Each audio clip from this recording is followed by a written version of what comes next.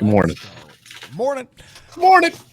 Morning from Bob and Frank, episode number 8, trying to figure out the hockey development game one pod at a time, and we are ticking away the pillars. We talked about the fundamentals. We talked about the player intelligence. We talked about the Wayno factor. It is time to move on to pillar number 3. What is it, Grego? Let them know. The body. The body. Your physical attributes. It could be an asset, but at the same time, how do you use them? How did we describe that in previous episodes? Are you a prick, sir? Can you be a prick on the ice? Can you be a Sam Bennett? Yes. Can you just go into a Leafs playoff series when the Leafs, they finally get out of the first round, and then here comes the big show, and he just choke slams Matty Nyes. Is that part of being? Yes. Absolutely. Yeah. No, it's carry on. Let's get into it. We've got a big pod on the body, on the physical attributes, on the mentality, the lacrosse lifestyle, how to play. Represent Whitby lacrosse, big lacrosse community out here in Whitby, let me tell you. I think before we talk about doing bicep curls, we should probably talk about being a prick. I think so too. A great coach once told me, you got to be sick to play in the NHL. You've got to be battling some demons out there. You got to have a screw loose is another way he put it. Are you watching Don Cherry Rock'em Sock'em prior to your games? I think the kids need more of that on the buses. If we're talking about U10 hockey, none of this, I miss the days, Spinner, a little Scott Stevens fogging up the face mask of Korea on your way to the game. On the board, Bulgaria. And then you're on the way home after a big dub and you're watching Happy Gilmore. Those were the days. Those were the days of bus trips. I mean, it's a different bus trip these days. Hold on. You know what I mean? Oh, God. Throw the phones in the trash. I think we should just go back to some Motorola Razors. No social media apps. You want to send a text? Fire a text. Yeah. Anyhow, if you want to send a text, it better take you 3 pushes to type the letter C. Let's slow you down a little bit. Can you get off your phone? So being a prick, we gave I think we gave the epitome example there of Sam Bennett. He's in there in the Stanley Cup Finals a little bit. Mm-hmm. He seems to be hurting at the moment in these last 2 games. I feel like the knee-on-knee with Darnell Nurse took a bite out of him. What a highlight. Yeah. Anyhow, how do we instill that in the kids? I was doing a session, how many body checking clinics have we done? A few. A couple. We've done our fair share. Trying to prepare the kids going into their first year hitting. Mm-hmm. Mm-hmm. It's a real shame. That's neither here nor there. I don't think we have to get into what age group should be starting hitting, but I think we can both agree it. Just like to see that clip go viral. Yeah. Anyhow, what a comment section. When should hockey players begin hitting? I'm going to go ahead and say U10. As soon as they do in lacrosse. Yeah. And I think lacrosse is probably even younger than that. My kids do 8 or 9. 6. Yeah.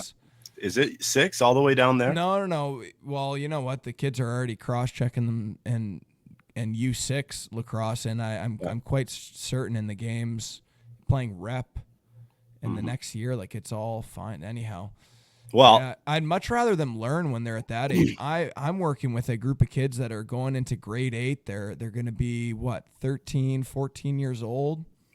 U14, and they're beginning to hit, and you got one kid who's got armpit hair, and he's been working out, and he's weighing $175, and then you got Buddy on the other end on the spectrum, and It's Spinner. It's unbelievable. You'd think, let's get the kids to learn how to skate with their head up.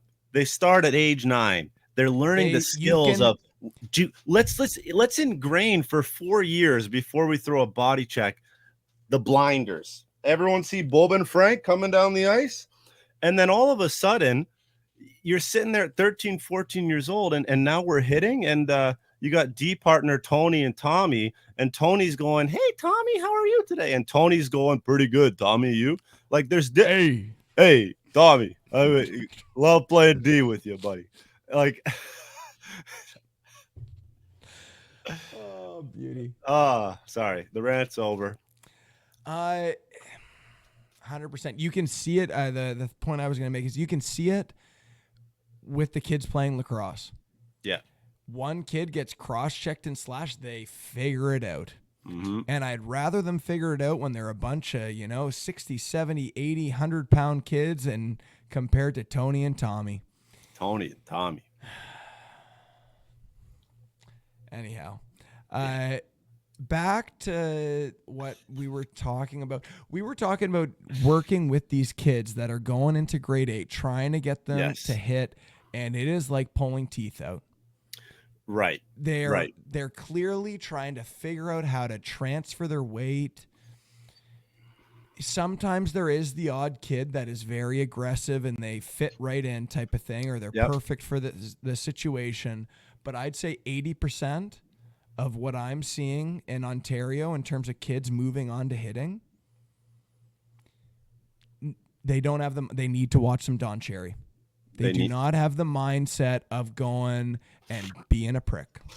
No, they don't. Is that a good clip, or should we redo that one? You know what? Dial it in, Spinner.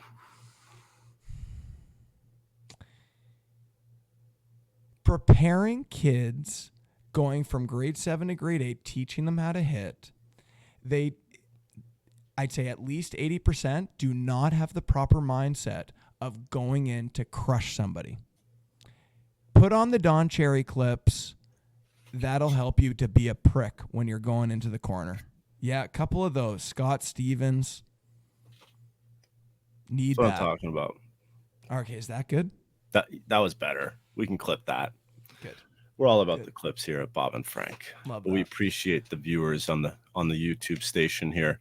Do we have a question, comment of the day here, Spence? Question, comment of the day. Who is the ultimate prick that you can remember watching in the NHL? And I just said mine, and you got to go. I know we've already mentioned Scott Stevens, the Paul Kariya, but I'm going Scott Stevens. Grego, off the cuff, top 10 prick. Ooh, I got another good one for a Leaf guy. I'm just going. I'll go off the cuff for a playoff prick and Claude Lemieux. You ever watch those guys? That guy's highlights. What an animal! Like Can't believe I shook that guy's hand. What an uncaged beast.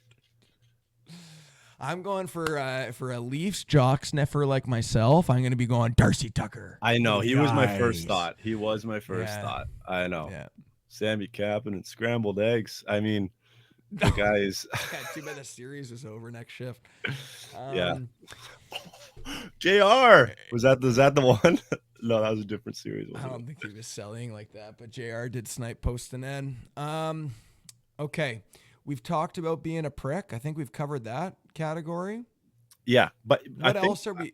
I wanted you to dive in, Spencer, about because you were talking about being a prick and how can we teach that, and you spoke about how it's very difficult when you immediately got into the grade 8s who were going into hitting and how that pans out. But even before that, there's a way to use your body without getting a penalty for body contact, and at the young age, at 9-10 years old. And how do you teach those kids to be tough, to be heavy on the puck, to have some grit, to use their muscles? Activating the muscles. Working with both my team and working with a U10 team and working with kids that are moving into hitting, I definitely encourage the physical play. Mm-hmm. whether it's, comments saying, there's no referees at skill sessions, let them know, or just, you're explaining a one-on-one drill and you say go and body check the guy, and the kids are who, and they just start, you know the kids start lighting up. You can have a bit of an influence in your drills. Sure. At the same time, when you're doing body checking clinics and you're just teaching them how to use their weight transfer to transfer their power from the legs through the shoulder cap, creating some different game situations that there's going to be most likely body contact Hmm. opportunities, trying to do that and then encourage the physical play and kind of get some kids Yeah. pissed off and have some kids enter that mindset that we were saying is missing. Right. And I know you're not a big fan of the dummy defender, but you have the guy skate up the wall at a medium pace, and another guy come in, stick lift them, get body in front, take the puck, go shoot. Little Yeah, things like that can couple introduce it well, mohawks. right? Can introduce it well, get into the hands, get aggressive, make a stick lift. You can start build some habits there. One thing I did this morning, I had four Not a big kids deal. on the ice, 2015s. So we're talking Yeah. U10, we're talking 9-year-olds, 8 and 9-year-olds. Um, Dumped the puck in the corner and said, all four of you get in there. Wait, wait, wait. When I say go, I have four guys up on the wall, just four guys, and they're having a time. I'm saying, get in there, make some elbow room. They're having a time buzzing around, and I flicked the puck in there. I said, one of you get this puck in the net. You got 10 seconds, go. And they're Puck just, hog game. and just, it built immediate aggression, intensity, all that stuff. And we just Love did that. we All just good did a things you couple mentioned. reps. Just a couple reps, but it was fun. It was fun. Sounds like a sick drill. Yeah, it is. It Very is. good. Hog can build that intensity on the puck, that aggression and that, Yeah. yeah, in tight space. As soon as the one kid gets free, he wants to skate it down the other end, and you just got to be standing there and you whack the puck back in the corner. Go get it. Yeah. Create another battle. Yeah. Nice. Um, yeah, no, I don't know if there's anything else we should be bringing up with how you get the physical play going. Yeah, Um, because you're obviously gonna dive into this pillar, and it's gonna go off ice pretty quick into how we, more than just being a prick, being how to build strength, right? How to become yeah, the develop some physical. confidence that you can be a prick as opposed to backing down from somebody who physically dominates you. So I'd love Um, for you to keep going with the, before we get to that, some ideas for just the mindset of the prick and how to build it, like you're doing. yeah. Um, it's tough. You on one hand you want to run a safe session. On the other hand, you want kids to get pissed off and to play physically hard. What other sports do you think would help with that? Rugby. Sure. Get some rugby in your life. Get some lacrosse. Lacrosse is the number one, I think, for a hockey player. Yeah, Everything yeah. is so similar in the Very intensity and similar. fighting. Shooting, passing, game tactics. Um, the way you protect the ball is very similar to the way you protect the puck. Right. And the Um, aggression, the aggression required to win a battle is so similar to hockey. yeah, I think when you're talking about body position, soccer is still huge. The way Sure. you step into guys. Hmm. Um, so yeah, I think when it comes down to the younger levels, maybe the reason why we consistently see kids that are moving on to hitting, they're not aggressive enough. Do you think it has something to do with criminals like us just running all these skill sessions and and instead of them battling in other sports? I think if there's someone to blame for development, it's us criminals. Absolutely. Um, Why is it? I don't know. It's always like, oh, back in my day. yeah. But Don't you think there were more aggressive kids? I think it was similar for you. I know that we're a little bit different in age, but like I started hitting in grade and at 10 years old. Yeah, me too. It was 9 or Yeah, 10. I can't yeah, remember. Mine or Adam, right? yeah. Okay, so for example, you know what's a big sport right now? Flag football. Okay. Awesome sport. Kids are Yeah. running, playing multiple. There's no position. They just play everything. They're having a blast. They're getting exercise. They're doing athletic stuff. I love it. But I got to admit, that was the worst news I could ever hear when I was a kid that we were playing flag football today. You wanted to tackle them in the snow. Right? Yeah. Yeah, So I it's a agree. little different. It's a little different, but I don't know if that's to blame. I think like you said, there's still some kids who come in there with the aggression when they enter into hitting at 13 years old or whatever it is now. Something's missing with it. I don't know what it Something's is. missing. I Something's think it missing. has something to do with the whole watching Instagram clips of Bedard and McDavid doing drag releases and slip moves in comparison to watching Don Cherry. And you got, Darcy Tucker putting Sammy Kapanen through the glass, jumping up and kneeing Sergei Gonchar in the face. No call. No, You just, of course, when you load up your hit, you just jump up and blow the guy up. Um, I don't know. I don't know. it's We're trying different. to figure it out here. We're trying to Why do figure it you out. think, question comment of the day, number 2, Yeah, better question. is When it, when should is kids it start a, hitting? That's one I want to ask as well. yeah, when should kids start hitting? Question comment of the day, number 3, Thank you. is it a softer generation trying to hit out there? Because I feel like I've done body checking clinics, I think since 2002 born, and this year is 2011. And I've done every year in between and done specific hitting clinics.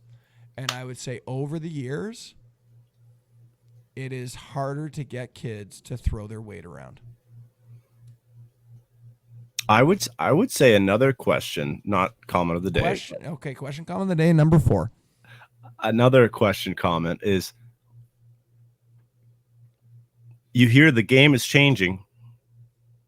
Now you hit someone, you're out of play. You're taking yourself out of the play. That is such a foreign thought. Like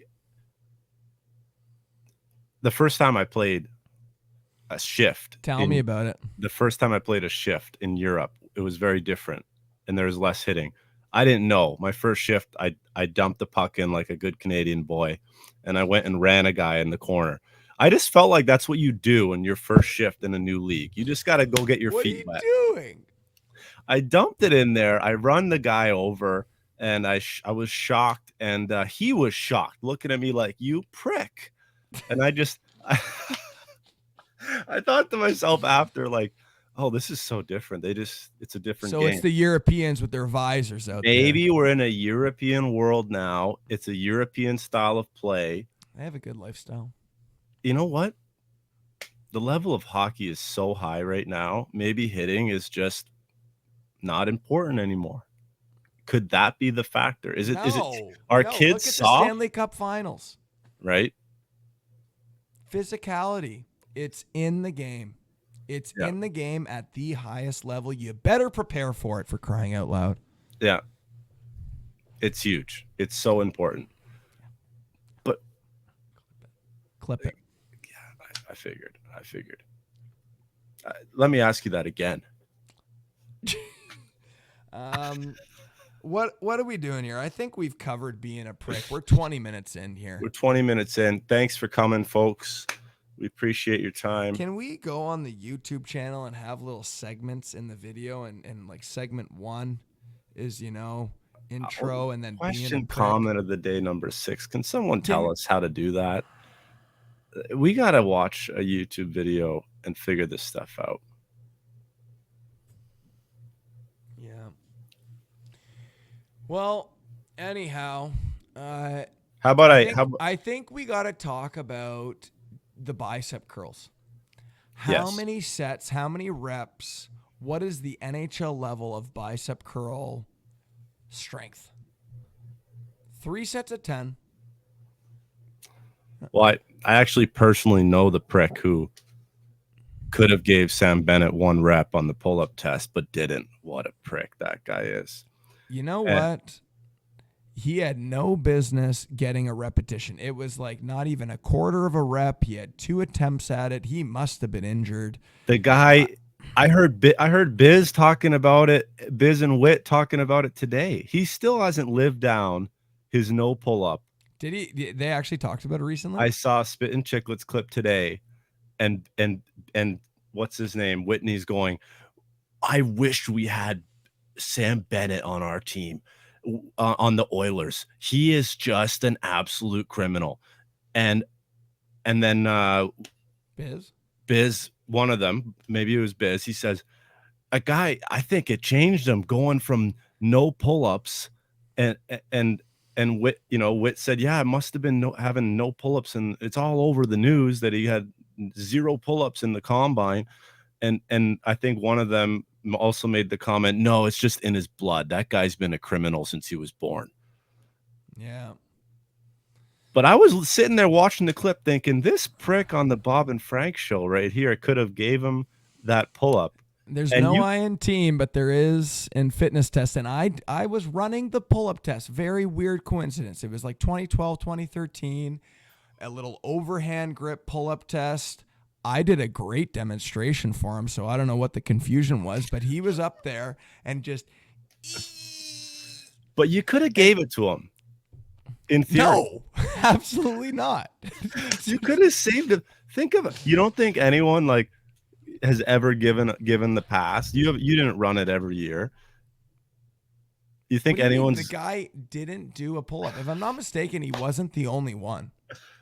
Well, he was the most famous one to not. He was by far the most famous one, but there's probably at least 100 guys that go to the combine. Yeah, maybe and even a bit more. How many didn't do a pull-up? Maybe If you like can't 2 or name 3. them, name them. I can't name them. You're sure? For sure. It was only Sam, or there was 2 more? I have a feeling. I remember Josh Hosang had the record, and how'd that work out for him? Well, he's still making money playing hockey, but where's for sure? But he's not in the Stanley Cup Finals. He's not got a Stanley Cup ring soon to be plugged in his ear. That's for sure. Is that a prediction? on the Florida bandwagon here. I'm just saying they're closer. I think there's a lot of pressure on those Panthers. I think there is Game 6 too. is an easy win for Edmonton, in my opinion. Easy until because it's home. Because it's at home, they got all this momentum from the 2 games. Mm-hmm. Until Biz goes on the pod and says, "Oh, I guarantee the Oilers win this one," and then it'll be over. So how many did Hosang rip? I think 15, 16 type of thing, and that was the record for the day. You're strict, eh? You weren't giving him any. Yeah, you had to get right above the bar. You had to come all the way down type of thing. There was no metronome. I was thinking to myself, was there a metronome? I think that has to do with the bench press. Any kipping or? No, I was a prick. Yeah, I told you. Sam Bennett did 14 pull-ups, ladies and gentlemen. It's the theme of the episode. This guy made him famous. This guy made him famous. We'll have to get Sam Bennett on the pod, see if he recognizes you. Yeah, I'm sure he'd appreciate me bringing that up. He'd be like, "Oh, thanks a lot. Glad you mentioned that. You know what my record is now?" Oh, it's getting hot in here on the pod. Let me just show you how I've aged. Yeah, he's pretty strong individual nowadays. I wonder if he can do a pull-up now. He's pretty strong nowadays. So Sam Bennett got in shape. Yep. He got in shape. You're a hockey player. You want to get in shape. Who should we talk about? Should we talk about Sam Bennett getting into shape in the off season? Should we talk about 9-year-old hockey players trying to get into shape? What are we doing here? I think we got to talk about minor hockey development. Let's start with the 9-year-olds. Minor hockey development. Off ice training. You have to start off with relatively low commitment when it comes to off ice training. The full commitment should be in other sports. In my opinion, you're 9 years old. If you're playing lacrosse, if you're playing soccer, if you're playing basketball, if you're playing flag football, contact football, rugby. I got 6 here. You got anything else? Not What did I golf. miss? Baseball, huge. Baseball is huge. Playing some ball. Huge. That should be the top priority for your off ice training. We mentioned being a prick. You should play some other sports and become competitive. I think that's part of being a prick. You want to develop hand-eye coordination. You want to continue to practice team concepts. But at the same time, hockey players wrapped in that boot, their foot and the ankle do not get full development when they're laced up in that boot. You're running around in soccer, running around in lacrosse, you're sprinting the base pass like you should be, even on pop-outs in baseball. You've got to get some movement on the feet. Mm-hmm. Track and field, you better be signed up at school. You better be signed up for track and field. All of those things, in my opinion, at 9 years old, take priority over the dryland training. You can't tell me that a 9-year-old getting reps under the barbell is going to get a bigger payoff to their athletic endeavors. For 9 years old. Thoughts? Do you, if your goal is to play a certain sport at 9 years old, question comment of the day, number 5, do you focus only on hockey, and once the hockey season's over, do you go into full off-ice training mode? Where you don't have time for other sports. You got to be training 5 days a week. You got squats on Monday. You got Grego's dip program on Tuesday, chest day. You've got your core conditioning. You got to hit legs a second time. You got to hit the pull-ups on Friday. No chance you can convince me of that. The top priority is being athletic and becoming competitive. Brian's kids are elite mountain bike racers. There's a great transferable sport, biking. Huge. Huge. Especially if you're buzzing on those things. Yeah. All of a sudden your eyes and your brain have to be lit up at another level. Cognitivos. Oh, Satoshi. I want to hear you say it again. Do we hop in the gym as 9-year-old hockey players trying to get better? What do we do this summer? You can definitely have a dryland program, but the top priority is playing other sports, becoming an athlete, and being competitive so you become a prick.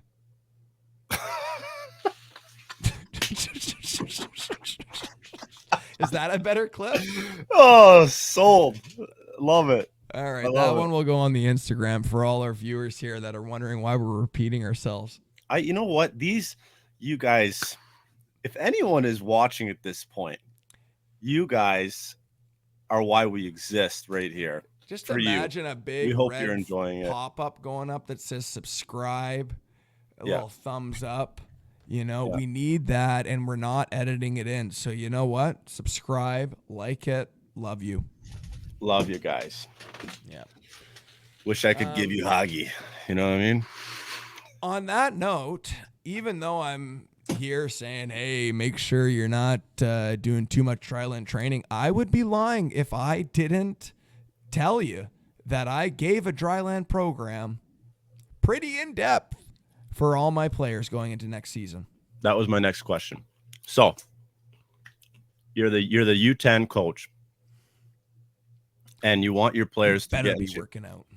when it comes to pillar number 3, the body and being a prick, how are you going to improve your team this summer? You first give them the speech, get into other sports this summer, ladies and gents, get after it. Next, how about during the season? Let's not assume that you're going to bring these kids over for a dry land all summer. Season starts. What can you do off ice with your team? What should you do? What shouldn't you do? I sent out an original program, and I said that it could be done twice a week. It was probably 20 minutes, maybe a 30-minute tops workout. I really think that if you buzz through it, you could finish in 20 minutes. And I asked them to do it twice a week For summer. for summer. This is off season. You guys are going to the OMHAs, buddy. Elite. In the summer? See you at the Red Hats. Yeah, see you at the Red Hats, pal. Now let me clip that. That'll age like milk, I hope not. Let me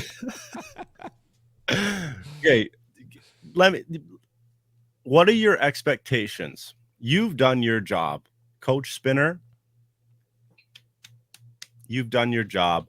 You've given them the tools to get in shape. What do you expect from them? And what do you care if 80% of the team doesn't do it at all? Like, how do you feel about this? So I definitely care.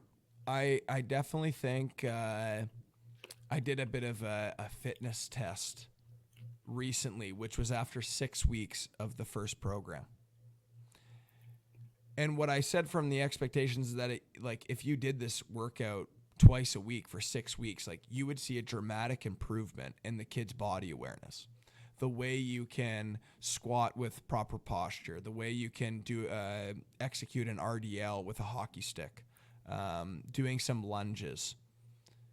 Let's say 4, maybe 6 very basic exercises.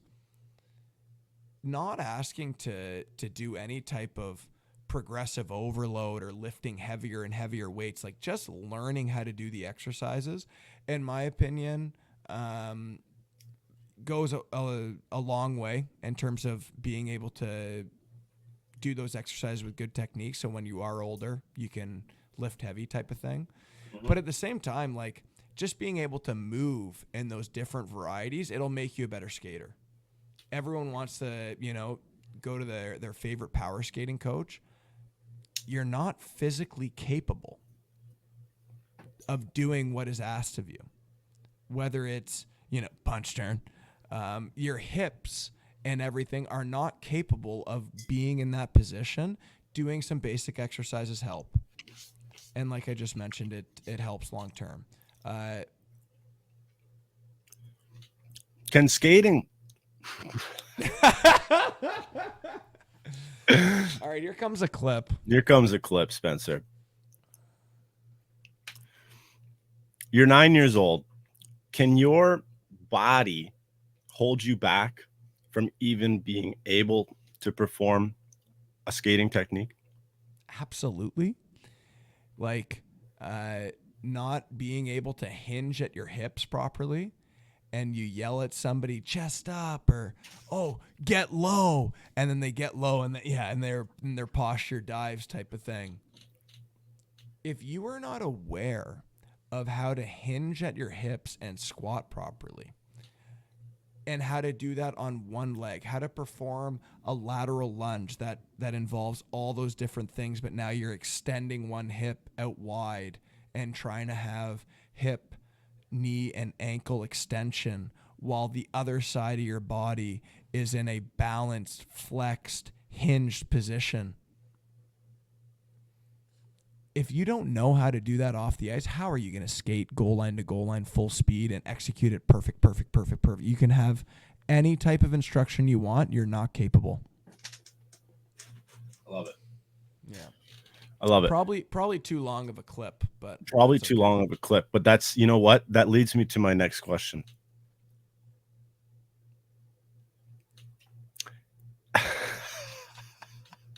Tell me about it. Um, so you're 9 years old.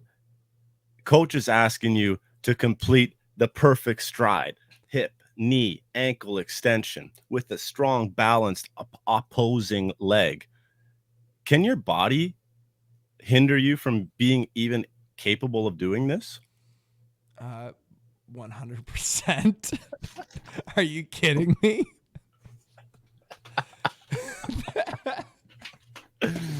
Oh, I love it. I love it. Um, yeah, no, it's whether you're talking about adult hockey players or U10, there's issues. Everyone's a little bit crooked with their body. Right. That's a fact. So Everyone you has need whatever different injuries, or you're left-handed, so you just got all these different reps going one way over the other, and your body is crooked. You want to go and perfectly extend both ways, it's hard. And a good way of at improving at it, get in shape. Get your body balanced off the ice, do things slower, get good reps in, and your skating will improve. love it. Yeah. Go ahead. I was just gonna say, like, comes to U10 training, I did a program that was just doing all the most basic exercises with your body weight. I don't, in my opinion, it shouldn't be overly stressful on these kids in terms of like physically like taxing on them. Mm-hmm. You could even do it if you had a baseball practice. It would be a perfect warm up for you to do that workout and then go to baseball practice, Mm-hmm. or it'd be a perfect warm up for lacrosse, soccer, whatever it is. My expectation was that doing that would help with your body awareness. I did a bit of a fitness test with the team, and I did the beep test with them. So I did another workout program where I changed up all the exercises. It's still the same goal. Like, they're developing their nervous system is connecting with their muscles, which is U10's version of getting stronger. They're not going to be bulking up and getting huge, but their brain will communicate better with their muscles, and therefore they'll perform better doing strength exercises. But I now added 1 day of strength and 1 day of shuttle runs. And the idea is like, oh, if you're performing these shuttle runs every week, you will perform better at your beep test when we retest it. So the very first week, the amount of cardio I asked the kids to do was 1 minute on, 1 minute off for 4 rounds. So they're essentially running for 4 minutes. Mm-hmm. I don't think that's like a crazy ask of a U10 AAA player. Progresses to 6 minutes of running, progresses to 8 minutes of running, and in the 4th week, I asked them to do 10 minutes of running.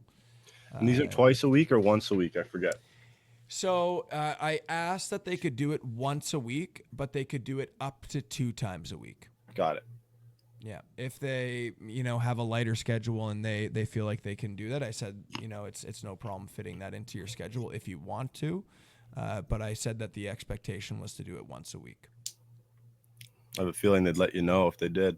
I've definitely had several parents reach out and ask questions about the program and Awesome. talk about their kids' progress, so it's obvious that some kids are doing it. Shows that you care, if nothing else. Yeah.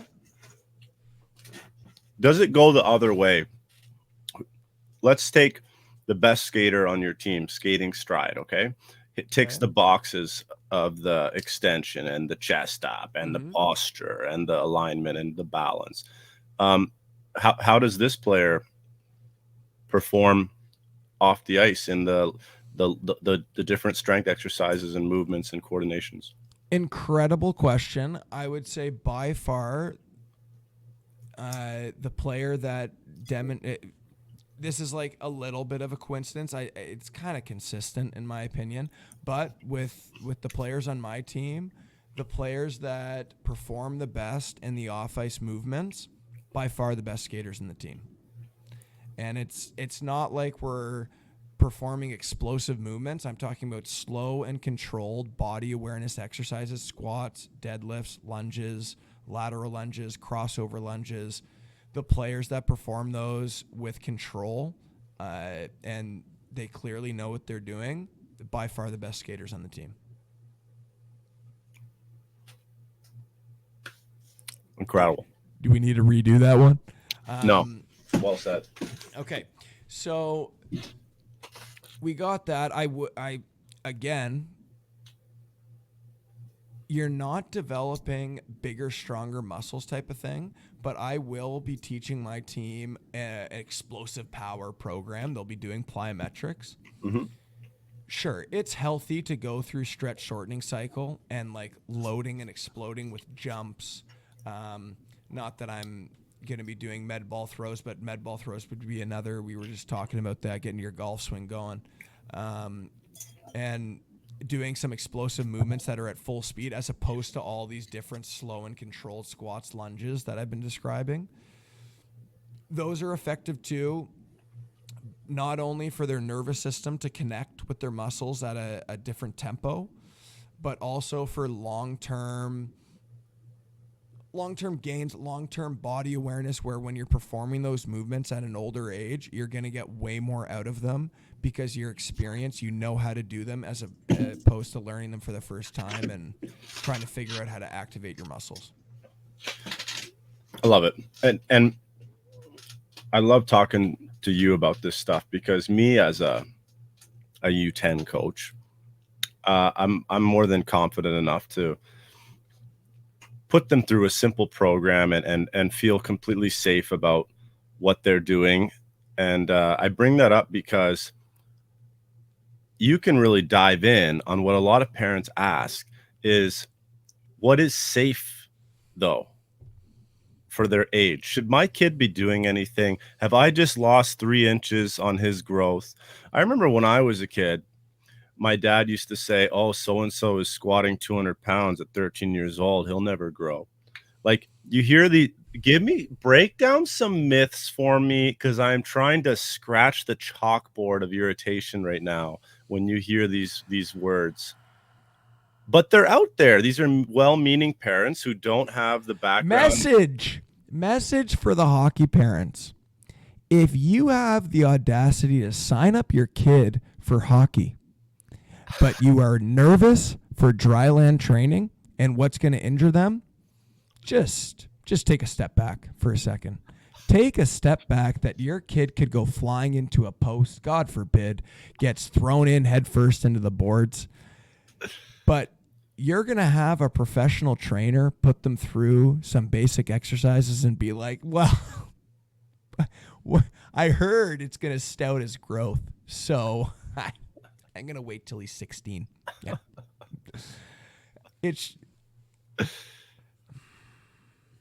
I don't know. Are you done? I don't know if you have to go any further, but going through some basic movement patterns with a professional, or even I feel very confident that all the kids on my team, even with little to no guidance from their parents, could execute all the exercises. They are not in danger of anything. Why not? And why, and where and when, why, how would they be in danger? Okay. I think they would be in danger if they were using equipment they were not capable of preparing to set up, where something could fall, you know? Okay. I work out sometimes with my very young kids around me, and like the biggest piece of danger would be like if a weight was to fall type of thing. So I'm very careful when I'm picking up a barbell and I know exactly where their surroundings are type of thing. That's important to note. I think the whole stout your growth would be a terrible progressive overload program. For example, if a kid has no body awareness with their squats and deadlifts and lunges, and you continue to progress weight, that is a scary long-term progression. By no means could you do one workout and, you know, you're doing some deadlifts with a rounded back, for example, and it's like, oh, you're screwed for life type of thing. They'll be able to handle that situation. But if you are consistently lifting with bad technique, you were taught at a young age poor technique, and you were taught progressive overload, where each week you're trying to, you know, essentially beat your record at that age, but you're adding more weight to the bar, or adding more weight to your dumbbells or whatever it is that you're using with poor technique, that is a bad idea. It's not going to be good for your long-term development. Well said. Plyometrics, jumping, Yeah. etc. Too hard on the body for the youngsters? Again, body awareness. Performing plyometrics. Let's talk about jumping in particular, because that's very popular with trying to be more explosive in your first 3 steps or just developing top end speed. Plyometrics help. Performing them with poor positions, knees collapsing, posture folding over, and jumping on repeat, that is going to reinforce bad habits. Could lead to immediate injury, could lead to long-term injury. Let me tell you something. How many kids skate with poor technique? Or let's just say less than efficient technique? How often? Could argue everyone at some point. Everyone at some point. Your kids, or you yourself, the player who's watching, are performing plyometrics on the ice with poor body mechanics, with poor positions, knees collapsing, hips in compromised position, posture folding. Your body is developing wear and tear from the skating drills that every typical power skating coach is doing. So again, when I went on that huge rant saying, if you're a parent and you're saying you sign your kid up for hockey and you think everything's all good, and then you sign them up for dryland and you're like, hey, whoa, dryland training, like this could be detrimental. Performing it in a controlled environment off the ice is much less of a risk than what's going on the ice. Because even doing basic stops and starts, your kid's not in a players skate in a poor position frequently. 100%. You can't be freaking out being like, oh my God, it's going to stout their growth. Or injure them because they're skating back and forth as opposed to their plyometrics. But at the end of the day, you want to be moving with good biomechanics in the gym. You want to be moving with good mechanics on the ice. Plyometrics, strength training. You perform those on the ice. You perform those in the gym. You want to be in a good position, or you have good exercise technique. It's such an interesting point to say that your skating technique, you would argue it's essential to improve it off the ice as well as on the ice at a very young age, especially.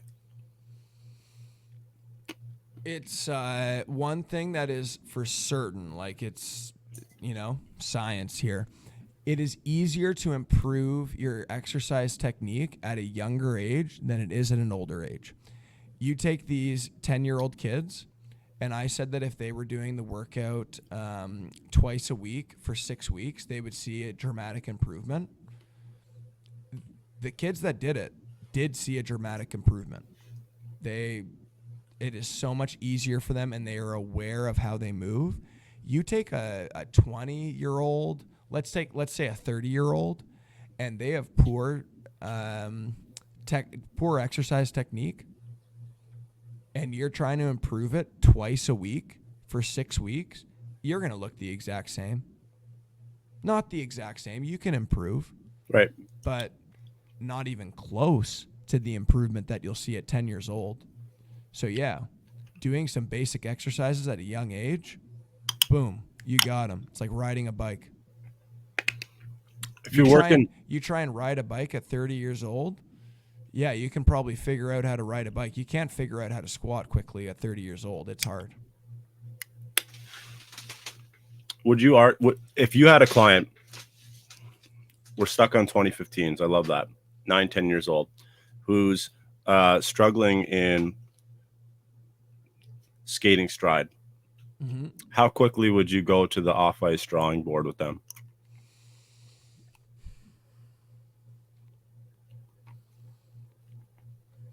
I still feel like the top priority is playing all the sports. Okay.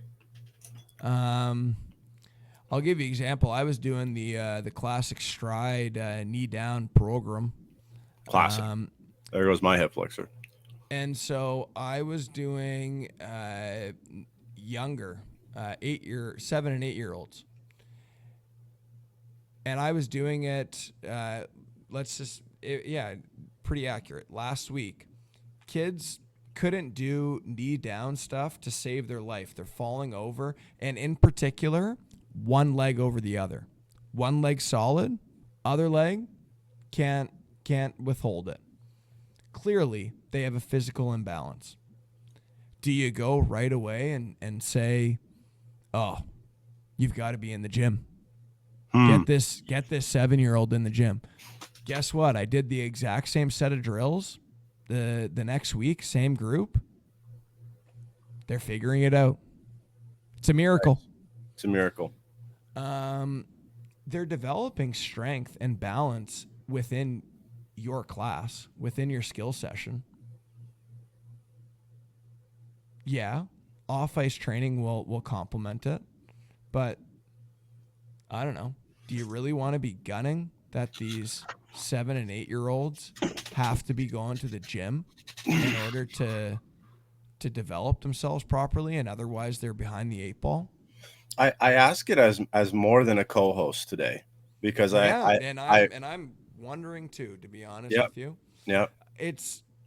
I think it's a personal thing. You know, some families are going to be in the mindset of play every sport, it's going to be okay. I think some families are like, "Oh my god, got to work on it. Get them in the gym." And some kids are right there in the same emotion space. So go do it. Yep. I don't know. Yeah. No, I spoke with the coach last week, and he's got,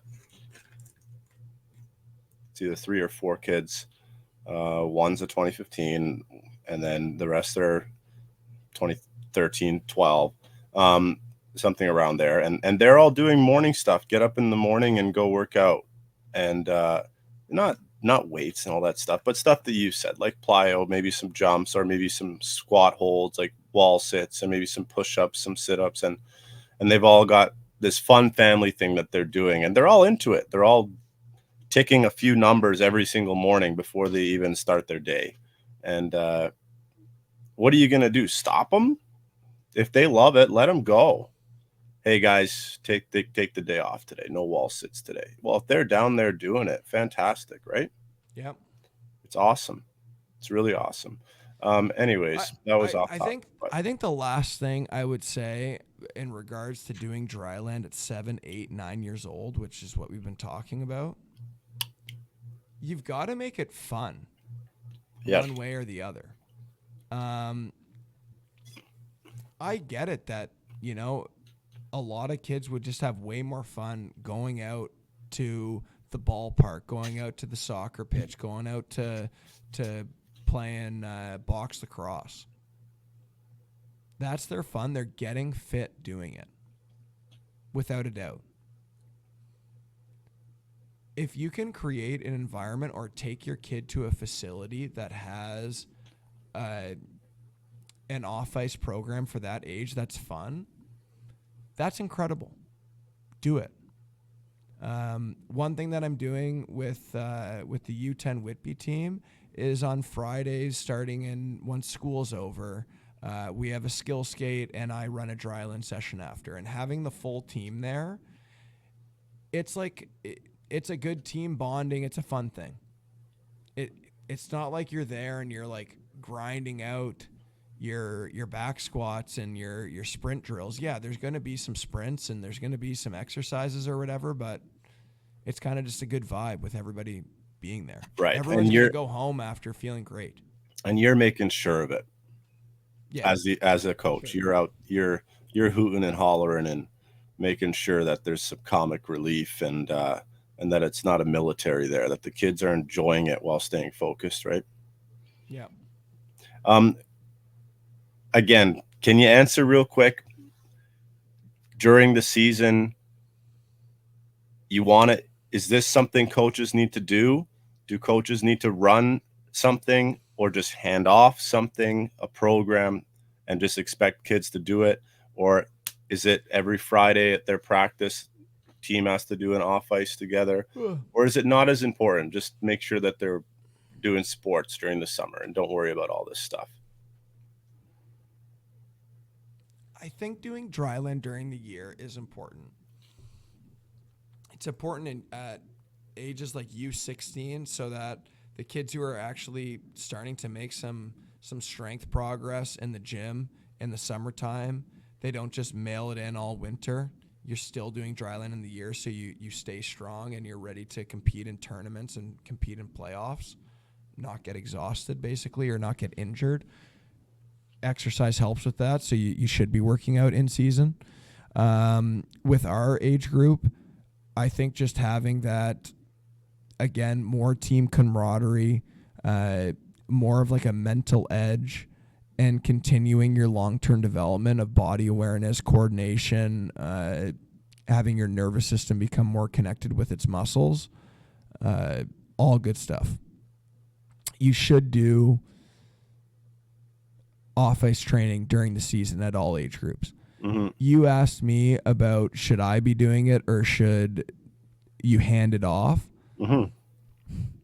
I don't think everybody, has their strength and conditioning specialist certificate and their what I meant was wealth of experiences here. I don't mean handing it off to someone else to do What it. do you mean by that comment? What I meant was sending a program and expecting them to do it at home, like handing it off to them. That, hey, try this in your off time. I think that any coach should be doing that. And at the very least, be saying like, hey, if you don't seek out any type of off-ice training, if you are, trust the professionals. If you're going out to go see somebody, they're going to take care of you. You have a good trainer, they'll take care of you, show up at camp in shape. If you're not, then yeah, I think as a coach, you should be sending out something. Give kids an opportunity to do something to stay in shape and show up the way you're expecting them to. And in season as well. Let's say you're not doing the dry land. Should I be giving them an off-ice program to do at home? I haven't thought about that. I'm assuming that we're going to be doing stuff at a facility.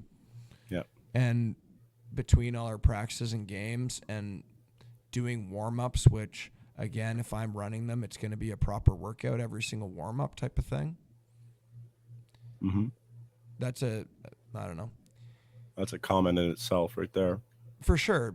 Running a proper warm-up is like doing an in-season workout every single game. You run 35 games, you got 35 workouts. Or you can just mail it in and have, 1, 2, 3. I don't know. I think there should be a proper commitment to in-season workouts and at the same time get your reps in during warm-ups. Yep. Okay. I got it.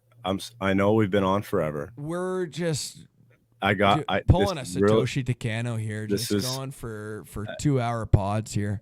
By the way, he's just on hold here. Let me merge him in. Satosh. Welcome back. Welcome back, Satosh. Listen. On ice.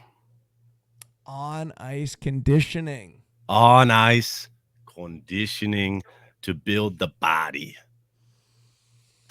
Let me tell you, what is the question comment of the day number 8? 8. What is the top priority of your on ice session? I'll give you one idea for free. Tempo. Run no matter what. Mm-hmm. Run a high tempo session and everybody's sweating their bag off, getting in a good conditioning workout. It just goes hand in hand. You want to talk a little bit more detail? Yep. Something that I am big on is you run a warm-up drill, 4 guys moving, hey, blow a whistle. Hey. Warm up drill. Run a warm-up drill, get things going. As soon as that's done, you have to run some explosive skating. Whether it's first 3 steps, change of direction, top end speed. Run some skating drills where you're pushing the players to skate on the edge of, I say skating on the edge of almost falling over. Yep. I think some of the best players that you and I have worked with, Andreas Athanasiou, pretty fast. Very fast. Kind of looks like he's about to fall over when he's skating. When he's going and he's skating 100 miles an hour. It's right on the cusp of falling over. Run some sort of skating drill that develops their explosiveness. So not only are you keeping the tempo going, you just ran a warm-up drill that got everybody going with a good sweat, but now you've progressed it to an isolated skating skill that is very high tempo. Pretty much 20 minutes into your practice,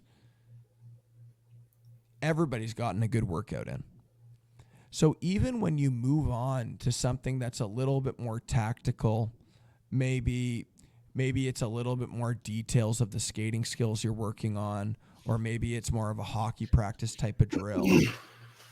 As long as you continue with some decent tempo, you've gotten good conditioning workout, you've worked on your explosiveness, and then you've also added in some details of your game, your pre-scout game planning, or just trying to develop some different decision making. Tempo. Absolutely huge. Go ahead. Oh, I was just going to talk about the golf swing. Whenever I start, pull hooking it, you just got to get back into the tempo. You got to wait for it. Got to really wait for it. Let it go. You can't be rushing it. You start shutting the club face. Tempo. I know. The hip flexor had me playing with no tempo the other day. Oh man. Listen, I could have 5 more episodes because of all the questions I have for you. I'm being serious. I think we should do another one on the body. We're going to cut it here at 1 hour and 3. No, we can keep going. But I'm just saying that's where I'm at with my questions right now. Bag skating. Let me get this question in at least. If we're going to call it, let me at least get this question in. Do we goal line? Do we get him on the goal line spinner? I had a good line at practice today. Mm-hmm. I was doing the second segment of the practice, working on some foot speed, some plyometrics on the ice, trying to get the kids more explosive. Uh-huh. And as per usual, I'm letting the inmates run the prison out there. I'm not barking out a whistle and saying, hey, you go to, like, the kids are just going at their own rate. The flow of the ice is just as is. But they are going too frequently. They are going too fast. And as a result, I'm noticing multiple kids are in cruise control. Yes. But it's at my fault. I wasn't dictating the proper tempo of the session. There were too many kids going at once. Everyone was exhausted. It was a bag skate. And I said, it's not cross country right now. It's track and field. Huge. And that's I don't know. Yeah, what does that mean to you? Because I felt like I was making a lot of sense out there, but I probably only hit home with like one kid if I'm lucky. Almost got canceled my first comment there. I'm glad you kept talking to cut me off. Um, it's not a marathon. We're going to sprint and rest. This is what you're getting at, right? It's not a marathon, it's a race. That's what the saying is, in case you were wondering. No, sorry, go ahead. I wasn't going for that saying, but yeah. I don't know if this is the right way to go with this conversation, but when you're working on explosiveness, you can't be doing it when you're absolutely bagged. Right. Now, maybe that's not here nor there. You're just talking about specifically why do you bag skate? If it's for explosiveness, you've got That's a great incorrect. segue there. Yeah. Yeah, that's a bag skate is not for explosiveness. A bag skate is to have Punish. your kids feel some shame, is where I was going with that comment. I guess bag skating would be the cross country route. It would be the cross country route. If you're trying to win the cross country regionals, then yeah, mix in a couple of bag skates to get the kids' aerobic system involved. For the third period performing team, Yes. for the game 7 performing team, do you need the bag skate or is Coach Spinner out there running such a high tempo clinic with his 20-minute starting sweat to every practice that it's just a sorry excuse for every other coach that they're bag skating because their tempo isn't up enough? Or is it still valid, the bag skate, even for Coach Spinner? What's going on here? The only thing that I can say that the bag skate has some good value for, the prick factor. Right? Trying to loop it all back to our opening segment. The mindset of being a prick. Wouldn't you agree? Yeah. Yeah, there's some sorry, you finish your thought. it's that dungeon work. The dungeon work. It's the that demons. I'm Rocky Balboa putting in the Adrian, and I'm drinking the raw egg, and I'm in there in the morning beating the cows hanging from the ceiling, and when I show up on game day, that's my puck because I've put in the work. Yeah, maybe there is a bit of dungeon Balboa. Yeah. More of a mentality than anything else. I gotta say, like, I did a session with a group of 3 this morning. I did some sessions that were more like a team practice type of thing this evening.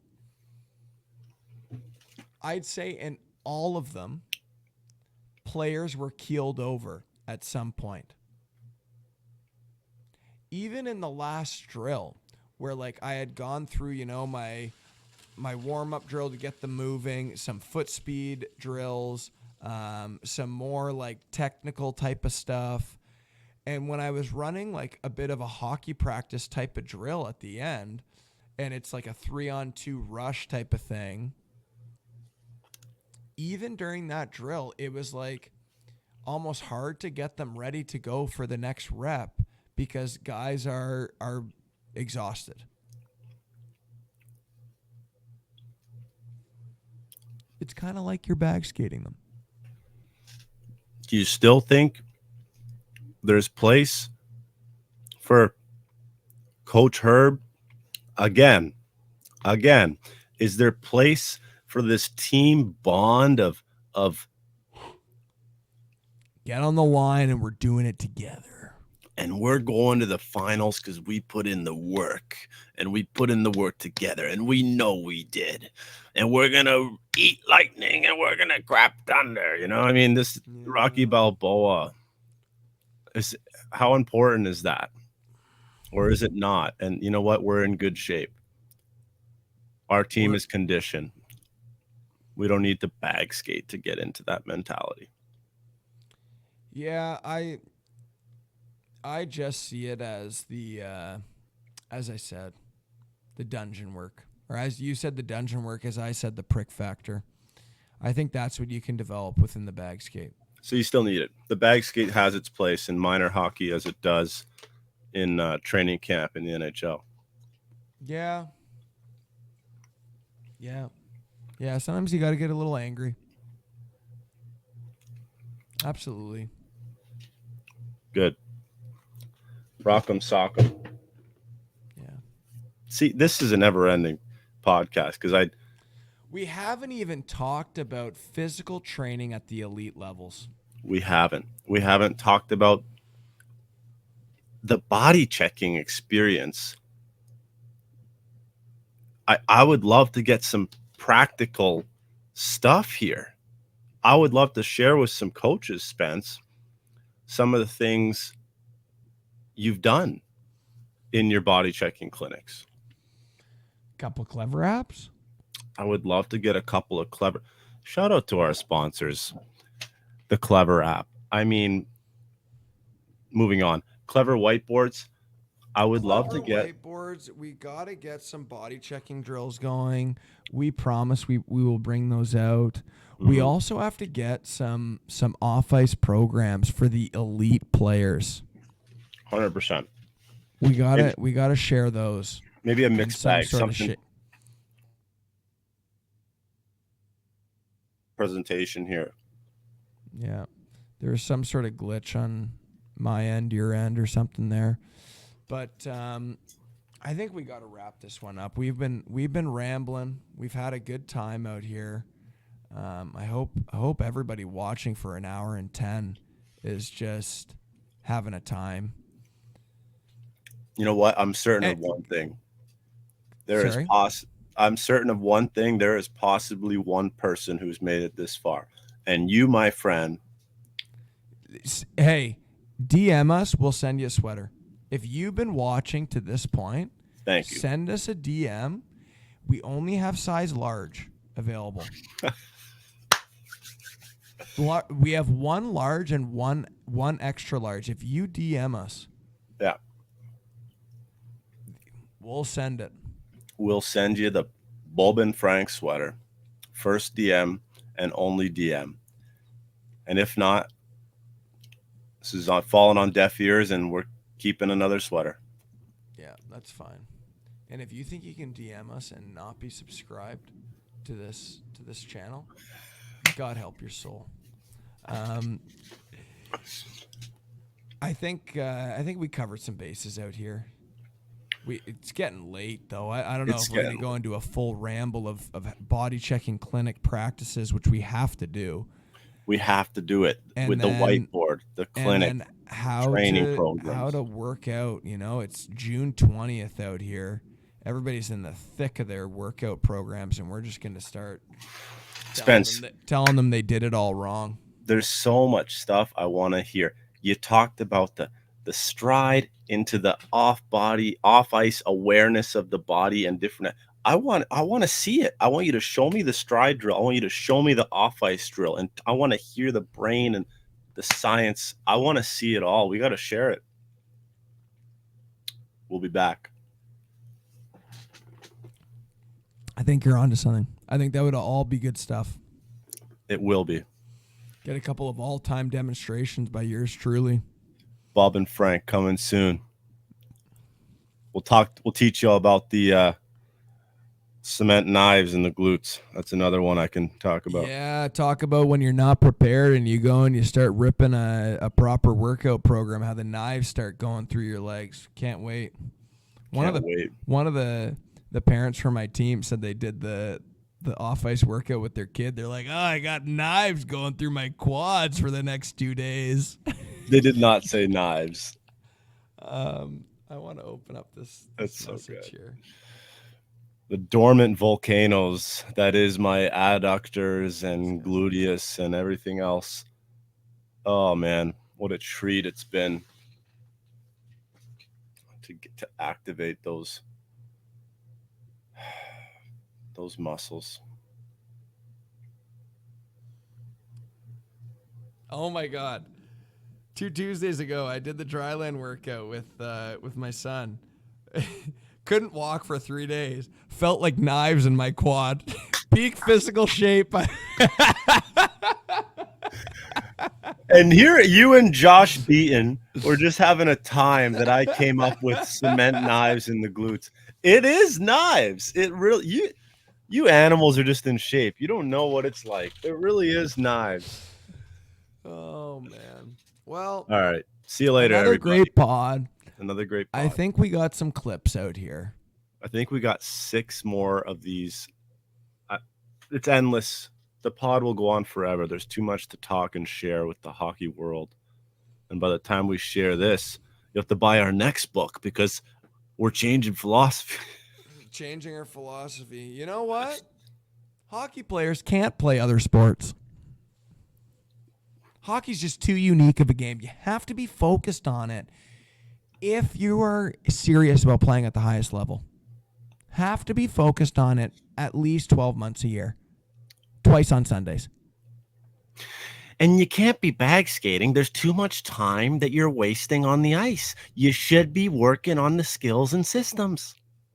How fast can you get to your 10,000 hours of weight shifts?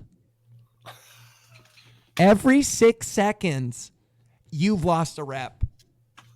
Imagine what just happened in Uganda. We're at the 1 hour, 16 minute, and 15 second. Oh, there goes another rep. Get off the pod. Get off the pod. Morning.